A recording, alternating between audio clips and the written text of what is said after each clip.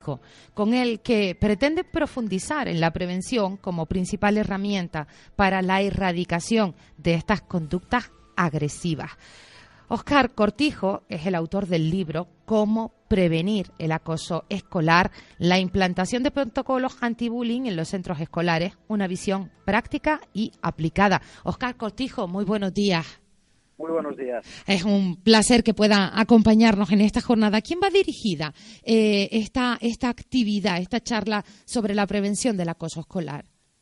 Bueno, pues la charla va dirigida sobre todo a profesionales para que se puedan implantar estos programas de intervención integral, pero por supuesto, por mi parte, totalmente, abierto a la divulgación, que es un problema social tan grave y que toda la sociedad, toda la ciudadanía, tenemos que tener muy presentes, lo que es el acoso, lo que no es el acoso, qué síntomas podemos detectar en nuestros hijos y, por lo tanto, la divulgación es fundamental y también es el objetivo.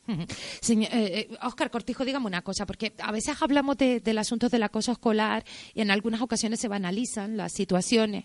Por ejemplo, decir, oye, bueno, cuando yo iba al colegio, yo soy alumna LOCSE, cuando iba al colegio, bueno, pues siempre ocurría algo así, o te espero fuera, o siempre había algún tipo de enfrentamiento. Lo que está ocurriendo hoy en las aulas es distinto a lo que ocurría, por ejemplo, hace 30 años.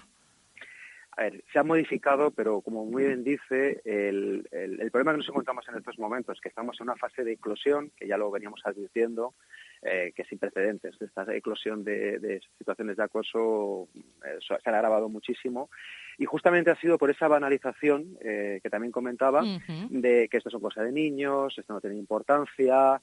Hemos pasado una época donde no ha habido una intervención proactiva de anticipación a este tipo de problemas y todo se ha centrado en medidas reactivas de cuando ya el problema lo hemos tenido encima de la mesa o en el aula. Eso es lo que realmente ha modificado y sobre todo pues que antiguamente pues el acoso también era gravísimo, como ha pasado con muchísima más violencia que estaba tapado y no afloraba, pero también es verdad que se centraba mucho en un espacio físico prácticamente. Y hoy en día, pues el acoso, que es lo más grave es la reiteración de ese tipo de violencia, pues en las redes sociales es perpetuo 24 horas. Digamos que es un tipo de violencia que se da en otros ámbitos, porque tenemos la violencia en el ámbito doméstico o la violencia de género, tenemos el mobbing, que es un tipo de violencia en el ámbito laboral, y también está este tipo de violencia que se da en el ámbito educativo. ¿De qué forma se puede prevenir? Creo que esta es una de las claves que va a explicar usted en su charla. Pues la prevención, realmente el objetivo que tenemos en la prevención es que cuando ya hay un caso de acoso hemos llegado tarde, por lo tanto, el acoso como es un proceso que no es algo puntual, sino que se da en el tiempo, una reiteración, la prevención viene primero. Lo que no se mide no se puede gestionar. En estos momentos no se están aplicando y tenemos tecnología para evaluar en las aulas qué es lo que está sucediendo, cuál es la percepción de los alumnos, cuál es cuándo se está gestando el problema. Entonces, esa medición, además de la formación, por supuesto, de todos los agentes educativos, los padres, los profesores, el personal de soporte de los centros, cuando se tiene toda esa formación y esa sensibilización y una cultura de tolerancia cero, ese tipo de conductas inadmisibles, pues esta evaluación es lo que te permite es la intervención temprana y contundente. Aparte de todos los elementos que se ponen de prevención con los protocolos de buen trato en el aula, pues para que realmente la relación de violencia no suceda, porque nos encontramos que muchos niños, tanto acosadores como acosados, por esa banalización que ha existido y por esa falta de información, en el fondo muchas veces no saben que realmente están teniendo ese tipo de conductas que tienen una consecuencia tan grave. Por lo tanto, la prevención viene con la medición, hay que medir, lo que no se mide no se puede gestionar, y la intervención muy temprana, porque cuando se interviene tempranamente se puede reconducir afortunadamente. Cuando ya hay un caso de acoso grave, pues la verdad es que la reversibilidad es muy, muy difícil. ¿Cómo se mide esto? Usted dice, hay instrumentos, hay tecnología que nos permite medirlo. ¿Cómo se mide? Pues mire, nosotros hemos diseñado un cuestionario que es el TEBAE, se denomina TEBAE, validado empíricamente, y lo que te permite este cuestionario cuando se administra en las aulas es detectar tanto la posible conducta de acoso como la intensidad, como el daño que pueda haber. El hecho de tener monitorizado las aulas con estos cuestionarios, además de que, como le comentaba, de la formación de los profesores para que puedan detectar cualquier tipo de indicio, esta evaluación lo que te permite es tener datos reales, datos, digamos, creíbles, para poder luego aplicar los protocolos de intervención en las fases, sobre todo tempranas, y en función, si cuando hemos pasado la evaluación ya hay casos que están enquistados, pues evidentemente ya la intervención se focaliza mucho donde está el problema. El problema es que cuando no se mide, estamos dando palos de ciego, hacemos con buena intención muchas intervenciones, pero realmente no sabemos dónde está el problema. Y este cuestionario lo que te permite es escanear y tener monitorizado aula por aula. Nosotros lo hemos implantado en 9 colegios, ya tenemos la experiencia práctica de más de 10.000 alumnos y hemos comprobado que esta herramienta es muy útil, además de luego todos los elementos preventivos. Quizás la pregunta por la que yo debí empezar es ¿qué es y qué no es acoso en el ámbito educativo? ¿Me lo puede descifrar? Pues sí, por supuesto. La gran diferencia, que hay mucha confusión, una cosa es un conflicto puntual, que no digo que sea admisible, pero el conflicto pues se tiene que intervenir de una forma distinta. Es algo puntual que se da en un momento de tiempo, como puede ser un insulto, y no es correcto, pero eso no sucede de una forma reiterada. El problema del acoso es justamente que esta conducta de conflicto, o como puede ser un insulto, un mote, en las redes sociales se están insultando constantemente, el romper digamos el golpe físico, que es el menor, porque casi el 90% de violencia es psicológica, concentra un 10%, pues la diferencia entre acoso y conflicto es que el acoso es esa reiteración en el tiempo, porque un niño o dos niños cuando tienen un conflicto y se soluciona en ese momento puntual y no se da más en el tiempo, pues no se agrava. Pero cuando el niño día tras día va al campo de batalla en vez del colegio y se produce el efecto GAN, donde empieza un acosador, pero de repente ese reconocimiento social ya es un grupo contra todos contra uno, y día tras día, al final la anticipación de este niño que sabe que ir a un campo de batalla es donde genera los problemas reales. O sea, esa es la distinción, es que haya una reiteración y que haya además una intención, supongo, ¿no? Correcto, el acoso siempre hay una intencionalidad, no es algo fortuito, sino que esa reiteración lo que te demuestra es que realmente hay una intencionalidad de menoscabar, amilanar y obtener algo a cambio, que muchas veces es ese reconocimiento social dentro del grupo, porque no se están interviniendo y rompiendo esos valores tan sumamente bastante perversos. La resolución de ese conflicto a veces tiene medidas que llaman poderosamente la atención y que yo no sé de qué manera también influyen en que el acoso siga estando presente. Me refiero, si en una situación de acoso demostrado lo que se hace es sacar al acosado del centro y se permite que el acosador siga su vida normal, parece que le estamos dando a entender a los acosadores que no pasa nada. Pues totalmente de acuerdo, porque miren, yo desde mi punto de vista hay dos pilares fundamentales de por qué estamos hablando del acoso en estos momentos de una forma tan grave. Una es, que ya lo ha dicho usted, la banalización, como de quitar importancia a la violencia, que estamos construyendo ciudadanos del futuro que admiten esa violencia, y lo segundo es la impunidad.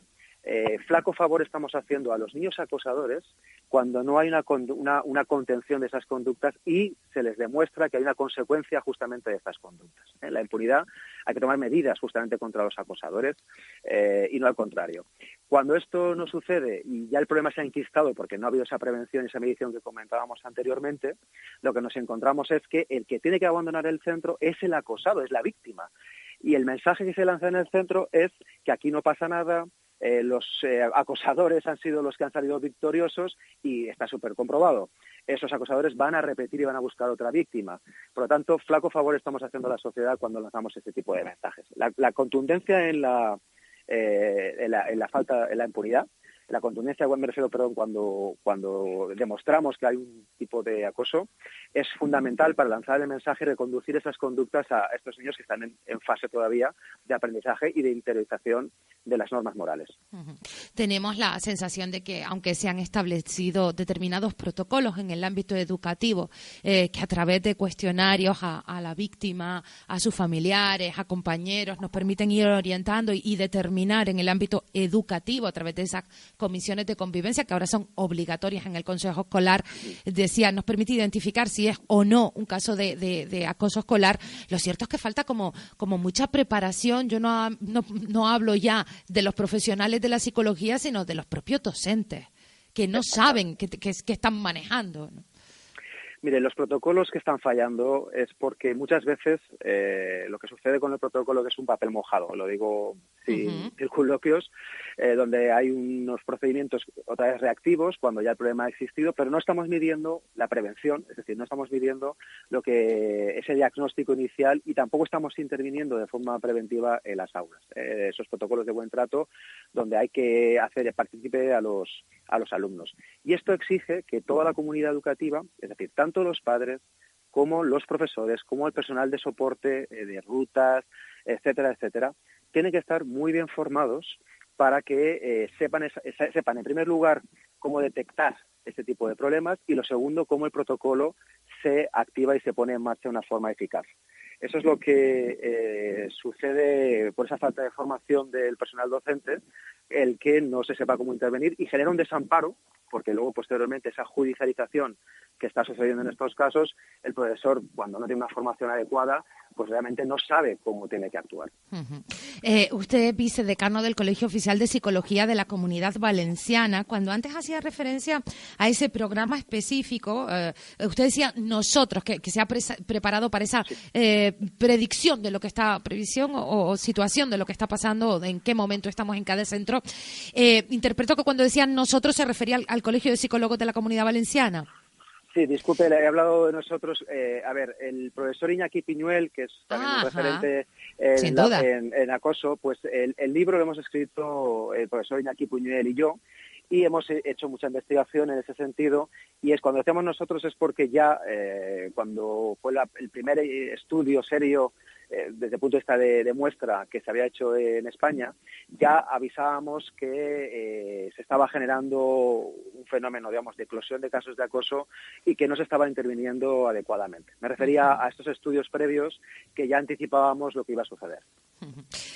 Señor Óscar Cortijo, yo lo único que le pido es que le envíe usted un libro sobre cómo prevenir el acoso escolar, la implantación de protocolos anti-bullying en los centros escolares, una visión práctica y aplicada a la Consejería de Educación del Gobierno de Canarias, para que lo pongan en marcha, porque si esas herramientas están, no tiene sentido que no las estemos explotando y aprovechando en nuestras aulas para luchar contra esta lacra. Según los últimos datos, creo que 1 de cada 4 escolares manifiesta que en algún momento ha sufrido algún tipo de acoso. Ese es el dato, un 23,4% aproximadamente, y por supuesto ese es el objetivo, divulgar y facilitar y ayudar en lo que haga falta, por supuesto, y que haya voluntad política para que, teniendo estas herramientas y estos programas ya que se están contrastando, pues es inadmisible que no se estén poniendo en marcha en todos los centros escolares. Sin duda. Eso es. Óscar Cortijo, muchísimas gracias por habernos acompañado. Buen día. Muchísimas gracias a ustedes. Interesantísima esa jornada prevista en el Colegio de Psicólogos de Las Palmas para el lunes 27 de febrero, el próximo lunes.